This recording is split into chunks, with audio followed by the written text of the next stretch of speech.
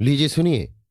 मुंशी प्रेमचंद के लिखे उपन्यास रंगभूमि के 11वें भाग का वाचन मेरी यानी समीर गोस्वामी की आवाज में। भैरों पास ही अपनी मां का सपूत बेटा था। यथासाध्य उसे आराम से रखने की चेष्टा करता रहता था, इस भय से कि कहीं बहू सास को भूखा न रखे। वो उसकी थाली अपने सामने परसा लिया करता था और उसे अपने साथ ही बिठाकर खिलाता था। बुढ़िया तंबाकू पीती थी। उसके वास्ते एक सुंदर पीतल से मढ़ा हुआ नारियल लाया था। आप चाहे जमीन पर सोए, पर उसे खाट पर सुलाता। कहता, इसने ना जाने कितने कष्ट झेल कर मुझे पाला पोसा है। मैं इससे जीते जी कभी उऋण नहीं हो सकता। अगर मां का सिर भी दर्द करता तो बेचैन हो जाता, ओझे सयाने बुला लाता।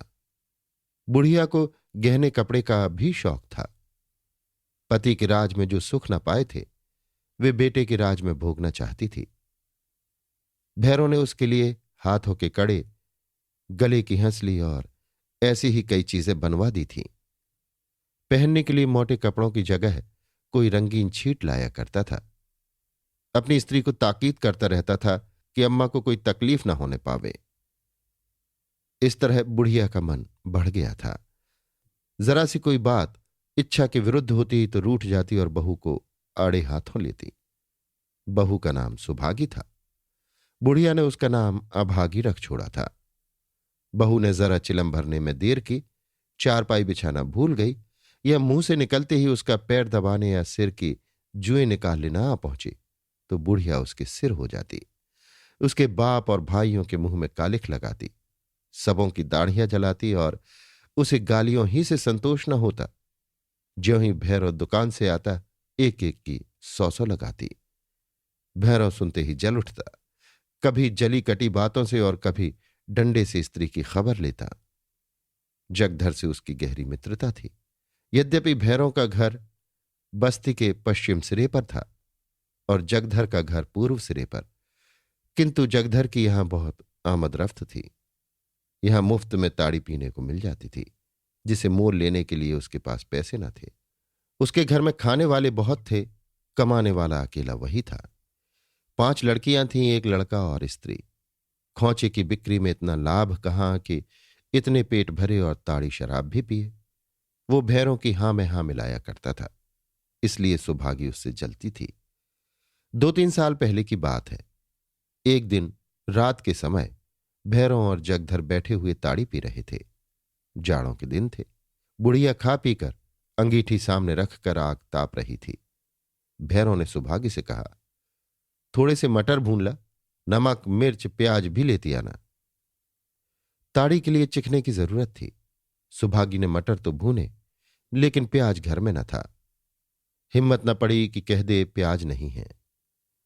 दौड़ी हुई कुंजड़े की दुकान पर गई। कुंजड़ा दुकान बंद कर चुका था। सुभागी ने बहुत चिरोरी की, पर उसने दुकान न खोली। विवश होकर उसने भुने हुए मटर लाकर भैरों के सामने रख दिए। भैरों ने प्याज न देखा तो तेवर बदले। बोला, क्या मुझे बैल समझती है कि भुने हुए मटर लाकर रख दिए, प्याज क्यों नहीं लाई?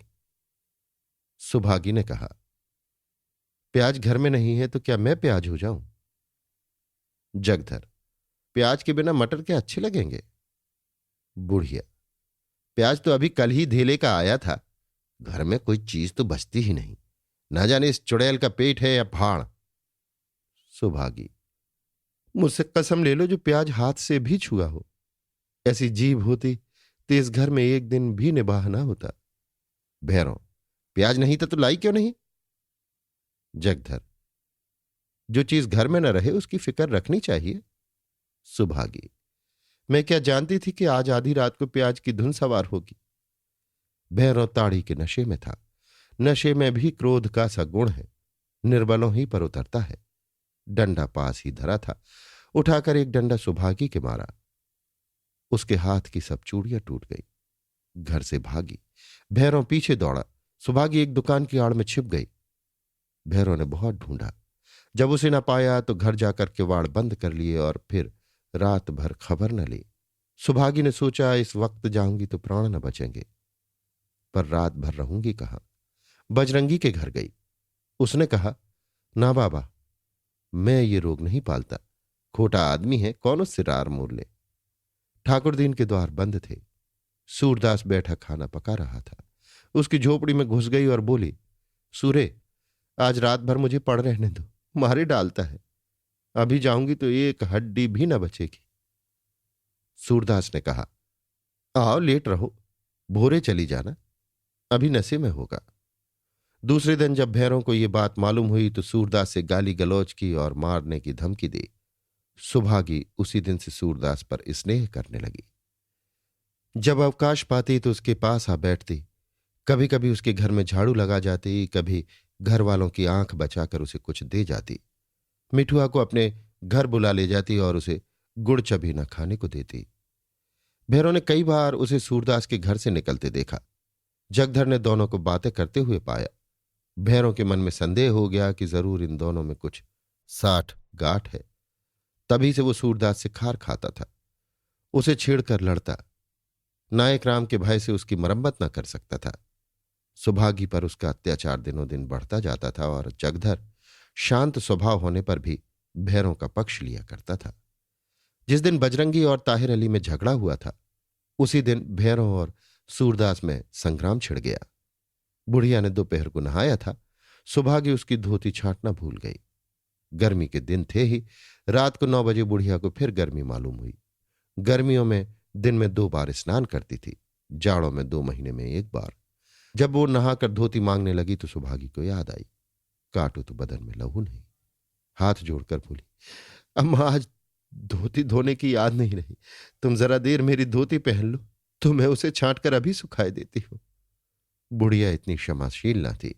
हजारों गालियां सुनाई और गीली धोती पहने बैठी रही। इतने में भैरव दुकान से आया और सुभागी से बोला, जल्दी खाना ला, आज संगत होने वाली है। आओ अम्मा, तुम भी खा लो। बुढ़िया बोली, नहाकर गीली धोती पहने बैठी हूं, अब अपने हाथों धोती धो लिया करूंगी। भैरव, क्या इसने धोती नहीं धोई? बुढ़िया, वो अब मेरी धोती क्यों धोने लगी? घर की मालकिन है, यही क्या कम है कि एक रोटी खाने को दे देती है।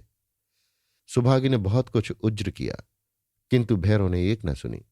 डंडा लेकर मारने दौड़ा। सुभागी भागी और आकर सूरदास के घर में घुस गई। पीछे पीछे भैरव भी वहां पहुंचा। झोपड़े में घुसा और चाहता था कि सुभागी का हाथ पकड़कर खींच ले कि सूरदास उठकर खड़ा हो गया और बोला, क्या बात है भैरव, इसे क्यों मार रहे हो? भैरव गर्म होकर बोला, द्वार पर से हट जाओ, नहीं तो पहले तुम्हारी हड्डियां तोड़ूंगा, सारा बगुला भगतपन निकल जाएगा। बहुत दिनों से तुम्हारा रंग देख रहा हूं, आज सारी कसर निकाल लूंगा। सूरदास, मेरा क्या छैलापन तुमने देखा? बस यही ना कि मैंने सुभागी को घर से निकाल नहीं दिया। भैरव, बस अब चुप ही रहना। ऐसे पापी ना होते तो भगवान ने आंखें क्यों फोड़ दी होती?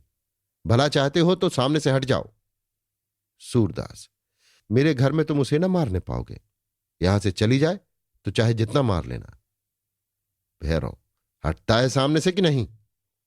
सूरदास, मैं अपने घर में ये उपद्रव न होने दूंगा। भैरव ने क्रोध में आकर सूरदास को धक्का दिया। बेचारा बेलाग खड़ा था, गिर पड़ा और फिर उठा और भैरव की कमर पकड़कर बोला, अब चुपके से चले जाओ, नहीं तो अच्छा ना होगा। सूरदास था तो दुबला पतला, पर उसकी हड्डियां लोहे की थी। बादल, बूंदी, सर्दी, गर्मी झेलते झेलते उसके अंग ठोस हो गए थे। भैरव को ऐसा ज्ञात होने लगा मानो कोई लोहे का शिकंजा है। कितना ही जोर मारता पर शिकंजा जरा भी ढीला ना होता था।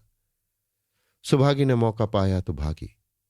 अब भैरव जोर जोर से गालियां देने लगा। मोहल्ले वाले ये शोर सुनकर आ पहुंचे।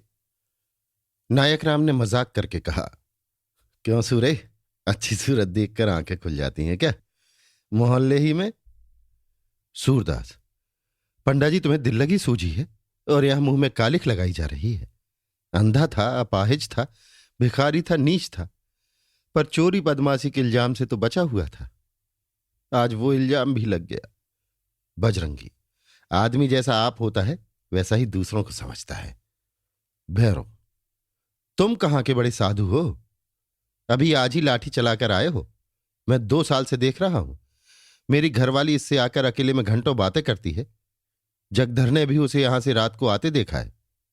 आज ही अभी उसके पीछे मुझसे लड़ने को तैयार था। नायक राम, सुबह होने की बात ही है। अंधा आदमी देवता थोड़े ही होता है। और फिर देवता लोग भी तो काम के तीर से नहीं बचते। सूरदास तो फिर भी आदमी है, और अभी उम्र ही क्या है। ठाकुर जी, महाराज क्यों अंधे के पीछे पड़े हुए हो? चलो कुछ भजन भाव हो। नायक राम, तुम्हें भजन भाव सूझता है? यहां एक भले आदमी की इज्जत का मामला आ पड़ा है। भैरव, हमारी एक बात मानो तो कहें। तुम सुभागी को मारते बहुत हो, इससे उसका मन तुमसे नहीं मिलता। अभी दूसरे दिन बारी आती है, अब महीने में 2 बार से ज्यादा ना आने पावे। भैरव देख रहा था कि मुझे लोग बना रहे हैं, तिनक कर बोला, अपनी मेहरिया है, मारते पीटते हैं तो किसी का साझा है? जो घोड़ी पर कभी सवार ही नहीं हुआ, वो दूसरों को सवार होना क्या सिखाएगा? वो क्या जाने औरत कैसे काबू में रहती है। ये व्यंग नायक राम पर था, जिसका अभी तक विवाह नहीं हुआ था। घर में धन था, यजमानों की बदौलत किसी बात की चिंता न थी, किंतु न जाने क्यों अभी तक उसका विवाह नहीं हुआ था। वो 1,500 रुपये से गम खाने को तैयार था, पर कहीं शिप्पा न जमता था। भैरव ने समझा था नायक राम दिल में कट जाएंगे, मगर वो छटा हुआ शहरी गुंडा ऐसे व्यंगों को कब ध्यान में लाता था। बोला, कहो बजरंगी, इसका कुछ जवाब दो। औरत कैसे बस में रहती है? बजरंगी, मारपीट से नन्हा सा लड़का तो बस में आता ही नहीं, औरत क्या बस में आएगी? भैरव, बस में आए औरत का बाप, औरत किस खेत की मूली है? मार से भूत भागता है। बजरंगी, तो औरत भी भाग जाएगी, लेकिन काबू में ना आएगी। नायक राम, बहुत अच्छी कही बजरंगी, बहुत पक्की कही, वाह वाह। मार से भूत भागता है तो औरत भी भाग जाएगी। अब तो कट गई तुम्हारी बात। भैरव, बात क्या कट जाएगी, दिल लगी है। चूने को जितना ही कूटो उतना ही चिमटता है। जगधर, ये सब कहने की बातें हैं। औरत अपने मन से बस में आती है और किसी तरह नहीं। नायक राम, क्यों बजरंगी, नहीं है कोई जवाब? ठाकुर दीन, पंडा जी, तुम दोनों को लड़ाकर तभी दम लोगे। बेचारे अपाहिज आदमी के पीछे पड़े हो। नायक राम, तुम सूरदास को क्या समझते हो?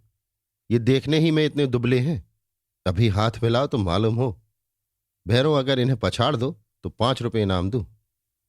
भैरव, निकल जाओगे? नायक राम, निकलने वाले को कुछ कहता हूं। ये देखो, ठाकुर दीन के हाथ रखे देता हूं। जगधर, क्या तकते हो भैरव, ले पड़ो।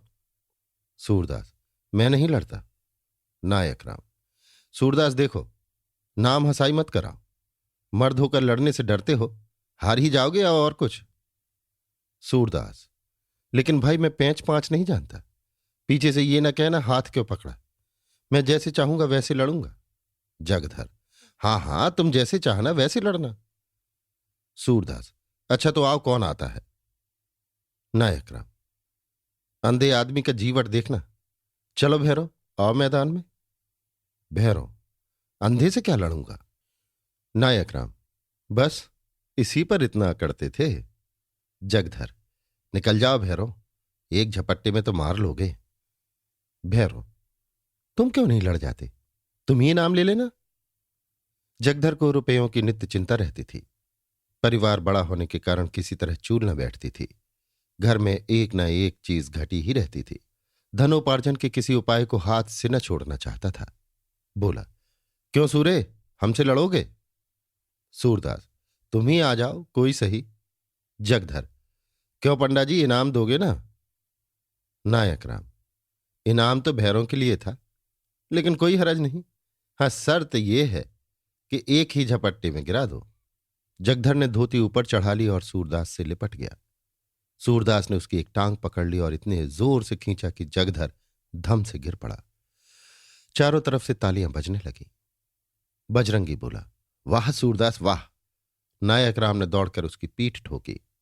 भैरों, मुझे तो कहते थे एक ही झपट्टे में गिरा दोगे, तुम कैसे गिर गए? जगधर, सूर्य ने टांग पकड़ ली, नहीं तो क्या गिरा लेते। वो अड़ंगा मारता कि चारों खाने चित्त गिरते। नायक राम, अच्छा तो एक बाजी और हो जाए। जगधर, हाँ हाँ, अब की देखना। दोनों योद्धाओं में फिर मल्लयुद्ध होने लगा। सूरदास ने अब की जगधर का हाथ पकड़कर इतने जोर से ऐंठा कि आह आह करता हुआ जमीन पर बैठ गया। सूरदास ने उसका हाथ छोड़ दिया और गर्दन पकड़कर दोनों हाथों से ऐसा दबोचा कि जगधर की आंखें निकल आईं। नायक राम ने दौड़कर सूरदास को हटा लिया। बजरंगी ने जगधर को उठाकर बिठाया और हवा करने लगा। भैरों ने बिगड़कर कहा, यह कोई कुश्ती है कि जहां पकड़ पाया वहीं धर दबाया? ये तो गवारों की लड़ाई है, कुश्ती थोड़ी ही है। नायक राम, ये बात तो पहले ही तय हो चुकी थी। जगधर संभल कर उठ बैठा और चुपके से सरक गया। भैरव भी उसके पीछे चलता हुआ। उनके जाने के बाद यहां खूब कहकहे उड़े और सूरदास की खूब पीठ ठोकी गई। सबको आश्चर्य हो रहा था कि सूरदास जैसा दुर्बल आदमी जगधर जैसे मोटे ताजे आदमी को कैसे दबा बैठा। ठाकुर दीन यंत्र मंत्र का कायल था। बोला, सूर्य को किसी देवता का इष्ट है, हमें भी बताओ सूर्य कौन सा मंत्र जगाया था? सूरदास, 100 मंत्रों का मंत्र हिम्मत है, ये रुपए जगधर को दे देना, नहीं तो मेरी कुशल नहीं है। ठाकुर दीन, रुपए क्यों दे दूं? कोई लूट है? तुमने बाजी मारी है, तुमको मिलेंगे। नायक राम, अच्छा सूरदास, ईमान से बता दो, सुभागी को किस मंत्र से बस में किया? अब तो यहां सब लोग अपने ही हैं, कोई दूसरा नहीं है, मैं भी कहीं कंपा लगाऊं? सूरदास ने करुण स्वर में कहा, पंडा जी, अगर तुम भी मुझसे ऐसी बातें करोगे तो मैं मुंह में कालिक लगाकर कहीं निकल जाऊंगा।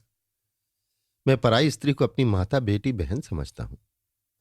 जिस दिन मेरा मन इतना चंचल हो जाएगा तुम मुझे जीता न देखोगे। ये कहकर सूरदास फूट फूट कर रोने लगा। जरा देर में आवाज संभाल कर बोला, भैरव रोज उसे मारता है, बेचारी कभी कभी मेरे पास आकर बैठ जाती। मेरा अपराध इतना ही कि मैं उसे दुत्कार नहीं देता। इसके लिए चाहे कोई मुझे बदनाम करे, चाहे कोई इल्जाम लगाए, मेरा जो धर्म था वो मैंने किया। बदनामी के डर से जो आदमी धर्म से मुंह फेर ले वो आदमी नहीं है। बजरंगी, तुम्हें हट जाना था, उसकी औरत थी, मारता चाहे पीटता, तुमसे मतलब? सूरदास, भैया आंखों देखकर रहा नहीं जाता, ये तो संसार का व्यवहार है, पर इतनी सी बात पर कोई इतना बड़ा कलंक तो नहीं लगा देता। मैं तुमसे सच कहता हूं, आज मुझे जितना दुख हो रहा है उतना दादा के मरने पर भी ना हुआ। मैं अपाहिज, दूसरों के टुकड़े खाने वाला, और मुझ पर ये कलंक। नायक राम, तो रोते क्या हो भले आदमी? अंधे हो तो क्या मर्द नहीं हो? मुझे तो कोई ये कलंक लगाता तो और खुश होता। ये हजारों आदमी जो तड़के गंगा स्नान करने जाते हैं, वहां नजरबाजी के सिवाय और क्या करते हैं? मंदिरों में इसके सिवा और क्या होता है? मेलो ठेलों में भी यही बाहर रहती है। यही तो मर्दों के काम है। अब सरकार के राज में लाठी तलवार का तो कहीं काम नहीं रहा। सारी मनुष्यई इसी नजरबाजी में रह गई है। इसकी क्या चिंता? चलो भगवान का भजन हो, ये सब दुख दूर हो जाएगा। बजरंगी को चिंता लगी हुई थी, आज की मारपीट का न जाने क्या फल हो। कल पुलिस द्वार पर आ जाएगी, गुस्सा हराम होता है। नायक राम ने आश्वासन दिया, भले आदमी पुलिस से क्या डरते हो? कहो थानेदार को बुलाकर नचाऊं, कहो इंस्पेक्टर को बुलाकर चपतियाऊं, निश्चिंत बैठे रहो, कुछ ना होने पाएगा। तुम्हारा बाल भी बांका हो जाए तो मेरा जिम्मा। तीनों आदमी यहां से चले। दयागिर पहले ही से इनकी राह देख रहे थे। कई गाड़ीवान और बनिए भी आ बैठे थे। जरा देर में भजन की तानें उठने लगी। सूरदास अपनी चिंताओं को भूल गया, मस्त होकर गाने लगा। कभी भक्ति से विह्वल होकर नाचता, उछलने कूदने लगता, कभी रोता कभी हंसता। सभा विसर्जित हुई तो सभी प्राणी प्रसन्न थे। सबके हृदय निर्मल हो गए थे। मलिनता मिट गई थी, मानो किसी रमणीक स्थान की सैर करके आए हों। सूरदास तो मंदिर के चबूतरे ही पर लेटा और लोग अपने घर गए।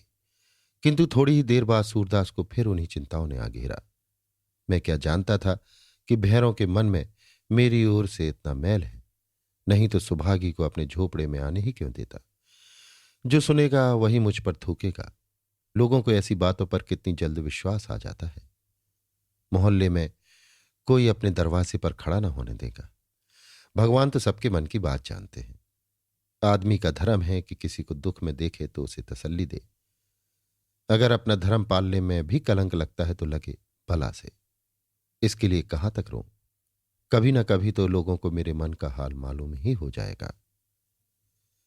किंतु जगधर और भैरव दोनों के मन में ईर्ष्या का फोड़ा पक रहा था।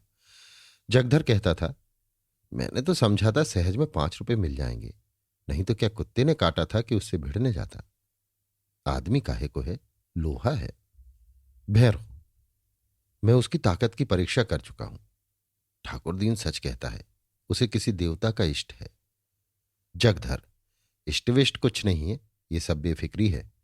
हम तुम गृहस्थी के जंजाल में फंसे हुए हैं। नोन तेल लकड़ी की चिंता सिर पर सवार रहती है। घाटे नफे के फेर में पड़े रहते हैं। उसे कौन चिंता है? मजे से जो कुछ मिल जाता है खाता है और मीठी नींद सोता है। हमको तुमको रोटी दाल भी दोनों जून नसीब नहीं होती। उसे क्या कमी है? किसी ने चावल दिए, कहीं मिठाई पा गया। घी दूध बजरंगी के घर से मिल ही जाता है। बल तो खाने से होता है। भैरव, नहीं, ये बात नहीं है। नशा खाने से बल का नाश हो जाता है। जगधर, कैसी उल्टी बातें करते हो? ऐसा होता तो फौज में गोरों को बरांडी क्यों पिलाई जाती? अंग्रेज सभी शराब पीते हैं तो क्या कमजोर होते हैं? भैरव, आज सुभागी आती है तो गला दबा देता हूं। जगधर, किसी के घर में छिपी बैठी होगी।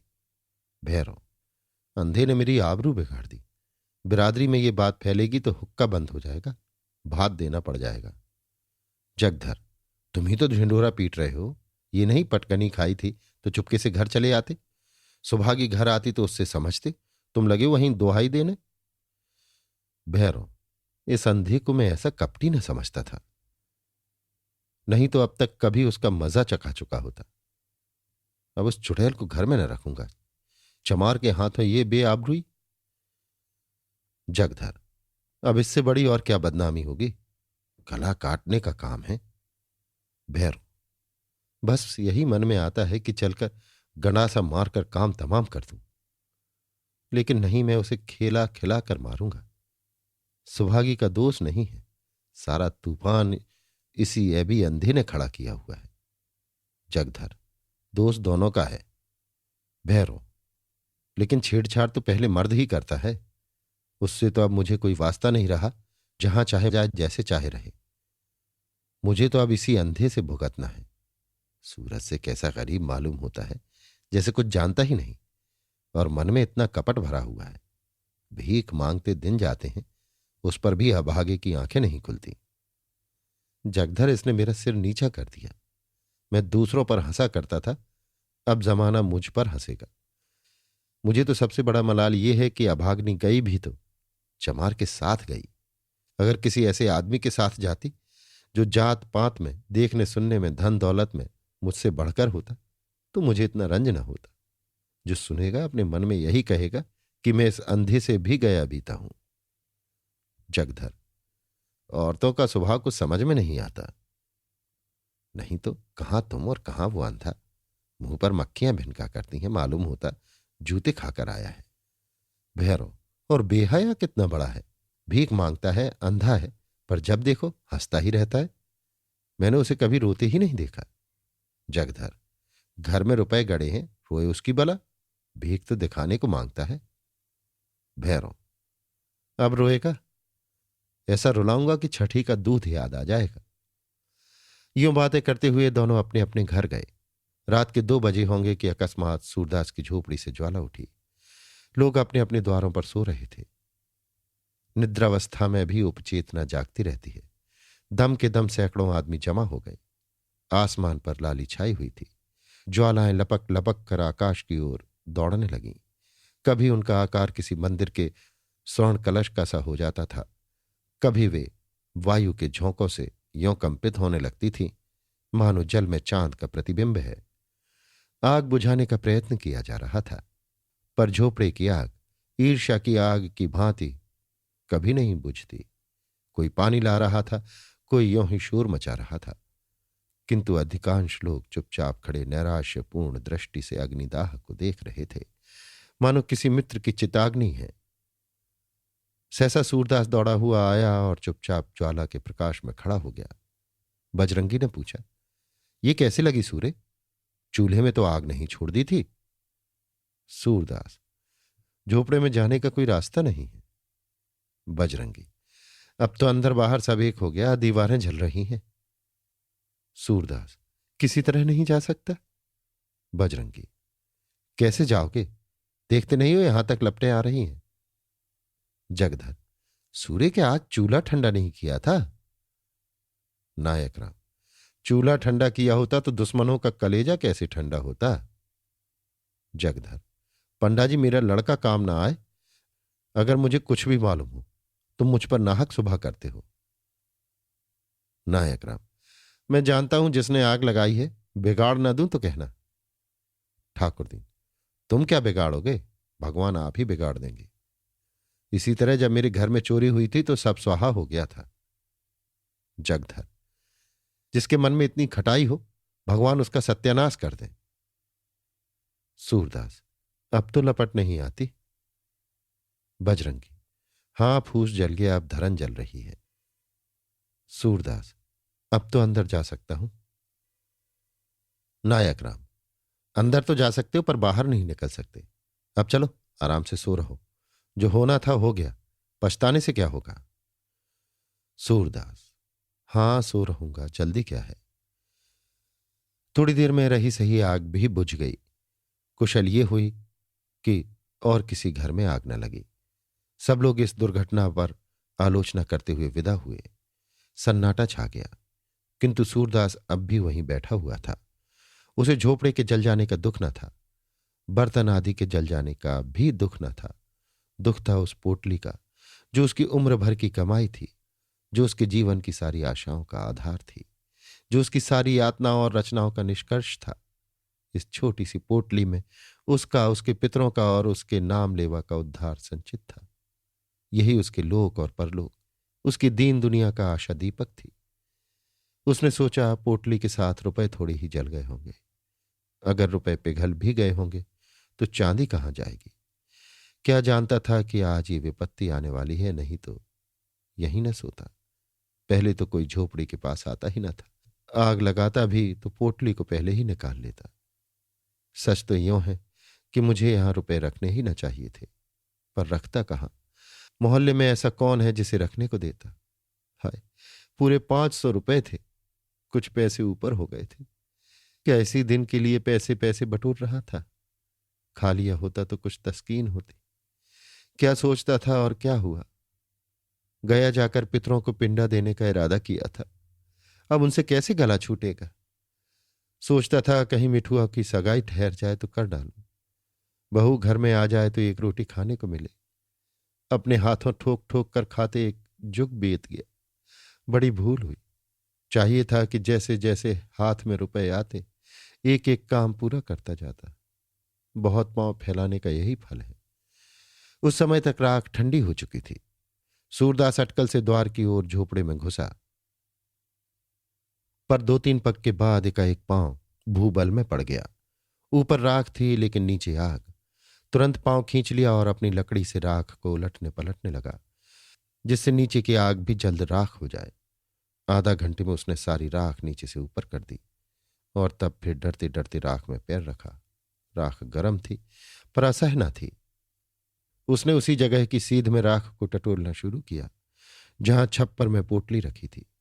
उसका दिल धड़क रहा था। उसे विश्वास था कि रुपए मिले या न मिले, पर चांदी तो कहीं गई ही नहीं। सहसा वो उछल पड़ा, कोई भारी चीज हाथ लगी, उठा लिया, पर टटोल कर देखा तो मालूम हुआ ईंट का टुकड़ा है। फिर टटोलने लगा जैसे कोई आदमी पानी में मछलियां टटोले। कोई चीज हाथ न लगी। तब तो उसने नैराश्य की उतावली और अधीरता के साथ सारी राख छान डाली। एक एक मुट्ठी राख हाथ में लेकर देखी। लोटा मिला, तवा मिला, किंतु पोटली न मिली। उसका वो पैर जो अब तक सीढ़ी पर था फिसल गया और अब वो अथाह गहराई में जा पड़ा। उसके मुंह से सहसा एक चीख निकल आई। वो वहीं राख पर बैठ गया और बिलख बिलख कर रोने लगा। ये फूस की राख न थी, उसकी अभिलाषाओं की राख थी। अपनी बेबसी का इतना दुख उसे कभी न हुआ था। तड़का हो गया। सूरदास अब राख के ढेर को बटोर कर एक जगह एकत्र कर रहा था। आशा से ज्यादा दीर्घजीवी और कोई वस्तु नहीं होती। उसी समय जगधर आकर बोला, सूर्य सच कहना, तुम्हें मुझ पर तो शुभा नहीं है। सूर्य को शुभा तो था, पर उसने इसे छिपा कर कहा, तुम्हारे ऊपर क्यों शुभा करूंगा? तुमसे मेरी कौन सी अदावत थी? जगधर, मोहल्ले वाले तुम्हें भड़काएंगे, पर मैं भगवान से कहता हूं, मैं इस बारे में कुछ नहीं जानता। सूरदास, अब तो जो कुछ होना था हो चुका। कौन जाने किसी ने लगा दी या किसी की चिलम से उड़कर लग गई। ये भी तो हो सकता है कि चूल्हे में आग रह गई हो। बिना जाने बूझे किस पर सुबह करूं। जगधर, इसी से तुम्हें चिता दिया कि कहीं सुबह में मैं भी न मारा जाऊं। सूरदास, तुम्हारी तरफ से मेरा दिल साफ है। जगधर को भैरों की बातों से अब यह विश्वास हो गया कि उसी की शरारत है। उसने सूरदास को रुलाने की बात कही थी, उस धमकी को इस तरह पूरा किया। वो वहां से सीधे भैरों के पास गया। वो चुपचाप बैठा नारियल का हुक्का पी रहा था, पर मुख से चिंता और घबराहट झलक रही थी। जगधर को देखते ही बोला, कुछ सुना, लोग क्या बातचीत कर रहे हैं? जगधर, सब लोग तुम्हारे ऊपर सुबह करते हैं। नायक राम की धमकी तो तुमने अपने कानों से सुनी। भैरव, यहां ऐसी धमकियों की परवाह नहीं है। सबूत क्या है कि मैंने लगाई? जगधर, सच कहो, तुम्ही ने लगाई? भैरव, हां, चुपके से एक दिया सलाई लगा दी। जगधर, मैं कुछ कुछ पहले ही समझ गया था, पर यह तुमने बुरा किया। झोपड़ी जलाने से क्या मिला? 2-4 दिन में फिर दूसरी झोपड़ी तैयार हो जाएगी। भैरव, कुछ हो, दिल की आग तो ठंडी हो गई। ये देखो। ये कहकर उसने एक थैली दिखाई जिसका रंग धुएं से काला हो गया था। जगधर ने उत्सुक होकर पूछा, इसमें क्या है? अरे, इसमें तो रुपए भरे हुए हैं। भैरव, ये सुभागी को बहका ले जाने का जरीबाना है। जगधर, सच बताओ, ये रुपए कहां मिले? भैरव, उसी झोपड़े में बड़े जतन से धरन की आड़ में रखे हुए थे। पाजी रोज राहगीरों को ठक ठक कर पैसे लाता था और इसी थैली में रखता था। मैंने गिने हैं, पूरे 500 रुपए से ऊपर हैं। न जाने कैसे इतने रुपए जमा हो गए। बचा को इन्हीं रुपयों की गर्मी थी। अब गर्मी निकल गई। अब देखूं किस बल पर उछलते हैं। बिरादरी को भोज भात देने का सामान हो गया, नहीं तो इस बखत इतने रुपए कहां मिलते। आजकल तो देखते ही हो, बल्ल मटेरों के मारे बिक्री कितनी मंदी है। जगधर, मेरी तो सलाह है कि रुपए उसे लौटा दो। बड़ी मशक्कत की कमाई है, हजम न होगी। जगधर दिल का खोटा आदमी नहीं था, पर इस समय उसने ये सलाह उसे नेक नियति से नहीं, हसद से दी थी। उसे ये असह्य था कि भैरों के हाथ इतने रुपए लग जाएं। भैरों आधे रुपए उसे देता तो शायद उसे तस्कीन हो जाती, पर भैरों से ये आशा न की जा सकती थी। बेपरवाही से बोला, मुझे अच्छी तरह हजम हो जाएगी। हाथ में आए रुपए को नहीं लौटा सकता। उसने तो भीख ही मांगकर जमा किए हैं, गेहूं तो नहीं तौला था। जगधर, पुलिस सब खा जाएगी। भैरव, सूर्य पुलिस में न जाएगा, रो धो कर चुप हो रहेगा। जगधर, गरीब की हाय बड़ी जानलेवा होती है। भैरव, वो गरीब है, अंधा होने से गरीब हो गया। जो आदमी दूसरों की औरतों पर डोरे डाले, जिसके पास सैकड़ों रुपए जमा हो, जो दूसरों को रुपए उधार देता हो, वो गरीब है। गरीब जो कहो तो हम तुम हैं। घर में ढूंढ आओ, एक पूरा रुपया न निकलेगा। ऐसे पापियों को गरीब नहीं कहते। अभी मेरे दिल का कांटा नहीं निकला। जब तक उसे रोते न देखूंगा ये कांटा न निकलेगा। जिसने मेरी आबरू बिगाड़ दी, उसके साथ जो चाहे करूं, मुझे पाप नहीं लग सकता। जगधर का मन आज खोंचा लेकर गलियों का चक्कर लगाने में न लगा। छाती पर सांप लूट रहा था। इसे दम के दम में इतने रुपए मिल गए, अब मौज उड़ाएगा। तकदीर इस तरह खुलती है। यहां कभी पड़ा हुआ पैसा भी न मिला। पाप पुण्य की कोई बात नहीं। मैं ही कौन दिन भर पुण्य किया करता हूं। दमड़ी छदाम कौड़ियों के लिए टैनी मारता हूं, बाट खोटे रखता हूं, तेल की मिठाई को घी की कहकर बेचता हूं। ईमान गंवाने पर भी कुछ नहीं लगता। जानता हूं ये बुरा काम है, पर बाल बच्चों को पालना भी तो जरूरी है। इसने ईमान खोया तो कुछ लेकर खोया। गुनाह बेलज्जत नहीं रहा। अब 2-3 दुकानों का और ठेका ले लेगा। ऐसा ही कोई माल मेरे हाथ भी पड़ जाता तो जिंदगानी सफल हो जाती। जगधार के मन में ईर्ष्या का अंकुर जमा। वो भैरों के घर से लौटा तो देखा कि सूरदास राख को बटोर कर उसे आटे की भांति गूंद रहा है। सारा शरीर भस्म से ढका हुआ है और पसीने की धारें निकल रही हैं। बोला, सूर्य क्या ढूंढते हो? सूरदास, यहां रखा ही क्या था? यही लोटा तवा देख रहा था। जगधार: और वो थैली किसकी है जो भैरों के पास है? सूरदास चौंका। क्या इसीलिए भैरों आया था? जरूर यही बात है। घर में आग लगाने के पहले रुपए निकाल लिए होंगे। लेकिन अंधे भिखारी के लिए दरिद्रता इतनी लज्जा की बात नहीं है जितना धन। सूरदास जगधर से अपनी आर्थिक हानि को गुप्त रखना चाहता था। वो गया जाकर पिंडदान करना चाहता था, मिठुआ का ब्याह करना चाहता था, कुआं बनवाना चाहता था, किंतु इस ढंग से कि लोगों को आश्चर्य हो कि इसके पास रुपए कहाँ से आए। लोग यही समझें कि भगवान दीन जनों की सहायता करते हैं। भिखारियों के लिए धन संचय पाप संचय से कम अपमान की बात नहीं है। बोला, मेरे पास थैली वैली कहाँ होगी किसी की? थैली होती तो भीख मांगता। जगधर: मुझसे उड़ते हो? भैरव मुझसे स्वयं कह रहा था कि झोपड़े में धरन के ऊपर यह थैली मिली, 500 रुपये से कुछ बेसी है। सूरदास: वो तुमसे हंसी करता होगा। 5.5 रुपये तो कभी जुड़े ही नहीं, 550 कहाँ से आते? इतने में सुभागी वहां आ पहुंची। रात भर मंदिर के पिछवाड़े अमरूद के बाग में छिपी बैठी थी। वो जानती थी आग भैरों ने लगाई है। भैरों ने उस पर जो कलंक लगाया था उसकी उसे विशेष चिंता न थी, क्योंकि वो जानती थी किसी को इस पर विश्वास न आएगा। लेकिन मेरे कारण सूरदास का यूं सर्वनाश हो जाए, इसका उसे बड़ा दुख था। वो इस समय उसको तस्कीन देने आई थी। जगधर को वहां खड़े देखा तो झिझकी। भय हुआ कहीं ये मुझे पकड़ न ले। जगधर को वो भैरों ही का दूसरा अवतार समझती थी। उसने प्रण कर लिया था कि अब भैरों के घर न जाऊंगी, अलग रहूंगी और मेहनत मजदूरी करके जीवन का निर्वाह करूंगी। यहां कौन लड़के रो रहे हैं? एक मेरा ही पेट उसे भारी है ना।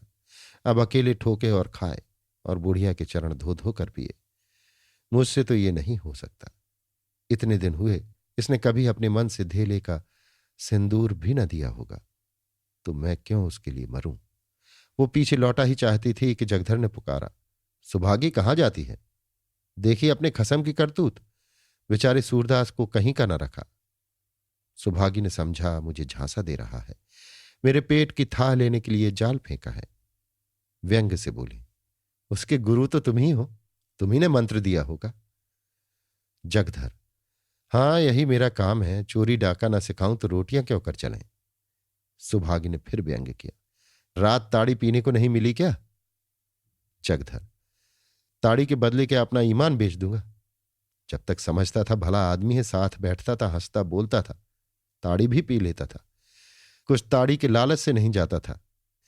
क्या कहना है, आप ऐसे ही धर्मात्मा तो हैं।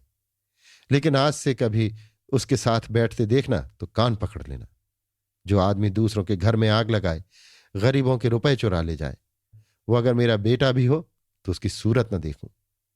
सूरदास ने ना जाने कितने जतन से 500 रुपये बटोरे थे, वो सब उड़ा ले गया। कहता हूं लौटा दे तो लड़ने पर तैयार होता है। सूरदास: फिर वही रट लगाए जाते। कह दिया कि मेरे पास रुपए नहीं थे, कहीं और जगह से मार लाया होगा। मेरे पास 500 रुपये होते तो चैन की बंसी न बजाता, दूसरों के सामने हाथ क्यों पसारता। जगधर: सूर्य अगर तुम भरी गंगा में कहो कि मेरे रुपए नहीं हैं तो मैं न मानूंगा। मैंने अपनी आंखों से वो थैली देखी है। भैरों ने अपने मुंह से कहा है कि ये थैली झोपड़े में धरन के ऊपर मिली। तुम्हारी बात कैसे मान लूं? सुभागी: तुमने थैली देखी है? जगधर: हां देखी नहीं तो क्या झूठ बोल रहा हूं? सुभागी: सूरदास सच सच बता दो, रुपए तुम्हारे हैं? सूरदास: पागल हो गई है क्या? इनकी बातों में आ जाती है। भला मेरे पास रुपए कहां से आते? जगधर: इनसे पूछ, रुपए न थे तो इस घड़ी राख बटोर कर क्या ढूंढ रहे थे? सुभागी ने सूरदास के चेहरे की तरफ अन्वेषण की दृष्टि से देखा। उसकी बीमार की सी दशा, जो अपने प्रियजनों की तस्कीन के लिए अपनी असह्य वेदना को छिपाने का असफल प्रयत्न कर रहा हो। जगधर के निकट आकर बोली, रुपए जरूर थे, इसका चेहरा कह देता है। जगधर: मैंने थैली अपनी आंखों से देखी है। सुभागी: अब चाहे वो मुझे मारे या निकाले, पर रहूंगी उसी के घर। कहां कहां थैली को छिपाएगा, कभी तो मेरे हाथ लगेगी। मेरे ही कारण इस पर यह विपत पड़ी है, मैंने ही उजाड़ा है, मैं ही बसाऊंगी। जब तक इसके रुपए न दिला दूंगी मुझे चैन न आएगा। यह कहकर वो सूरदास से बोली, तो अब रहोगे कहां? सूरदास ने यह बात न सुनी। वो सोच रहा था, रुपए मैंने ही तो कमाए थे, क्या फिर नहीं कमा सकता? यही ना होगा जो काम इस साल होता वो कुछ दिनों के बाद होगा। मेरे रुपए थे ही नहीं। शायद उस जन्म में मैंने भैरों के रुपए चुराए होंगे। ये उसी का दंड मिला है। मगर बेचारी सौभागी का अब क्या हाल होगा? भैरों से अपने घर में कभी न रखेगा। बेचारी कहाँ मारी मारी फिरेगी। ये कलंक भी मेरे सिर लगना था, कहीं का ना हुआ। धन गया, घर गया, आबरू गई। जो जमीन बच रही है ये भी न जाने जाएगी या बचेगी। अंधापन ही क्या थोड़ी विपत थी कि नित ही एक न एक चपत पड़ती रहती है। जिसके जी में आता है चार खोटी खरी सुना देता है। इन दुखजनक विचारों से मर्माहत सा होकर वो रोने लगा। सुभागी जगधर के साथ भैरों के घर की ओर चली जा रही थी और यहां सूरदास अकेला बैठा हुआ रो रहा था। सहसा वो चौंक पड़ा। किसी ओर से आवाज आई, तुम खेल में रोते हो? मिठुआ घीसू के घर से रोता चला आता था। शायद घीसू ने मारा था। इस पर घीसू उसे चिढ़ा रहा था, खेल में रोते हो। सूरदास कहां तो नैराश्य, ग्लानि, चिंता और शोभ के अपार जल में गोते खा रहा था, कहां ये चेतावनी सुनते ही उसे ऐसा मालूम हुआ किसी ने उसका हाथ पकड़कर किनारे पर खड़ा कर दिया। वाह, मैं तो खेल में रोता हूं, कितनी बुरी बात है। लड़के भी खेल में रोना बुरा समझते हैं, रोने वाले को चिढ़ाते हैं, और मैं खेल में रोता हूं। सच्चे खिलाड़ी कभी रोते नहीं, बाजी पर बाजी हारते हैं, चोट पर चोट खाते हैं, धक्के पर धक्के सहते हैं, पर मैदान में डटे रहते हैं। उनकी त्योरियों पर बल नहीं पड़ते, हिम्मत उनका साथ नहीं छोड़ती, दिल पर मालिन्य के छींटे भी नहीं आते, न किसी से जलते हैं न चिढ़ते हैं। खेल में रोना कैसा? खेल हंसने के लिए, दिल बहलाने के लिए है, रोने के लिए नहीं। सूरदास उठ खड़ा हुआ और विजय गर्व की तरंग में राख के ढेर को दोनों हाथों से उड़ाने लगा। आवेग में हम उद्दिष्ट स्थान से आगे निकल जाते हैं। वो संयम कहाँ है जो शत्रु पर विजय पाने के बाद तलवार को म्यान में कर ले। एक क्षण में मिठुआ, घीसू और मोहल्ले के 20 लड़के आकर इस भस्म स्तूप के चारों ओर जमा हो गए और मारे प्रश्नों के सूरदास को परेशान कर दिया। उसे राख फेंकते देखकर सबों को खेल हाथ आया। राख की वर्षा होने लगी। दम के दम में सारी राख बिखर गई। भूमि पर केवल काला निशान रह गया। मिठुआ ने पूछा, दादा अब हम रहेंगे कहां? सूरदास, दूसरा घर बनाएंगे। मिठुआ, और कोई फिर आग लगा दे? सूरदास, तो फिर बनावेंगे। मिठुआ, और फिर लगा दे? सूरदास, तो हम फिर भी बनाएंगे। मिठुआ, और जो कोई 1000 बार लगा दे? सूरदास, तो हम 1000 बार बनाएंगे। बालकों को संख्याओं से विशेष रुचि होती है। मिठुआ ने फिर पूछा, और जो कोई 100 लाख बार लगा दे? सूरदास ने उसी बालोचित सरलता से उत्तर दिया, तो हम भी 100 लाख बार बनाएंगे। जब वहां राख की चुटकी भी न रही तो सब लड़के किसी दूसरे खेल की तलाश में दौड़े। दिन अच्छी तरह निकल आया था। सूरदास ने भी लकड़ी संभाली और सड़क की तरफ चला। उधर जगधर यहां से नायक राम के पास गया और यहां भी ये वृतांत सुनाया। पंडा ने कहा, मैं भैरों के बाप से रुपए वसूल करूंगा। जाता कहां है? उसकी हड्डियों से रुपए निकाल कर दम लूंगा। अंधा अपने मुंह से चाहे कुछ कहे या ना कहे। जगधर वहां से बजरंगी, दयागीर, ठाकुरदीन आदि मोहल्ले के सब छोटे बड़े आदमियों से मिला और ये कथा सुनाई। आवश्यकता अनुसार यथार्थ घटना में नमक मिर्च भी लगाता जाता था। सारा मोहल्ला भैरों का दुश्मन हो गया। सूरदास तो सड़क के किनारे राहगीरों की जय मना रहा था। यहां मोहल्ले वालों ने उसकी झोपड़ी बसानी शुरू की। किसी ने फूस दिया, किसी ने बांस दिए, किसी ने धरन दी। कई आदमी झोपड़ी बनाने में लग गए। जगधरी इस संगठन का प्रधानमंत्री था। अपने जीवन में शायद ही उसने इतना सदुत्साह दिखाया हो। ईर्ष्या में तम ही तम नहीं होता, कुछ सत भी होता है। संध्या तक झोपड़ी तैयार हो गई, पहले से कहीं ज्यादा बड़ी और पायदार।